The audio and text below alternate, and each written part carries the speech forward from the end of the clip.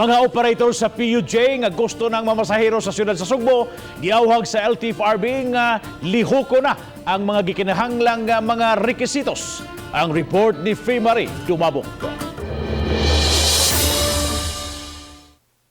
Kagahapon gipibaw ni Cebu City Mayor Edgardo Labella nga human sa gimong pagtuon sa dakbayan. Giyunan usab sa Land Transportation Franchising and Regulatory Board nga makabalik na sa pagpamasahero ang mga traditional PUJ dinhi sa dakbayan sa Sugbo. Mato di LTFRB 7 Director Eduardo Montielto Jr.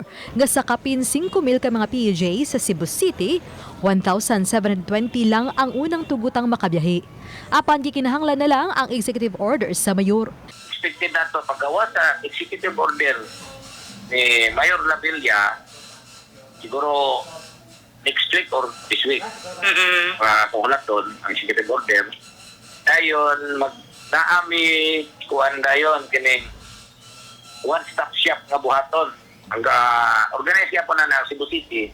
Sa maong one-stop shop, himuon ang roadworthiness test, kuha og special permit ug uban pa. Gipaabot nga karon Nobyembre aduna nay mga PUJ nga makapamasahero sa Cebu City. Every week nami evaluation nga buhaton ay technical working group kanang Jeepney Task Force na tanawon og asa dapit ang kulang og unsa nga ruta nga i-open pa gyud. Samtang gihangop kini sa grupo sa mga PUJ driver sa Cebu City bisan kun dili pa sila tanan ang tugutang makapamasahero. Mo manaya mong paninguhan taon nga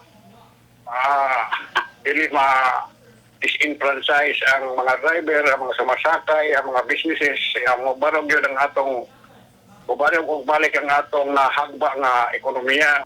Matod sa LTFRB 7, isip pagsunod sa standardized nga plitihan sa national, 9 pesos ang mamahimong minimum nga plitihan sa traditional PUJ. Uban ni Cleofer Lumayag, ako si Faye Marie Dumabok. Balitang Bisdak.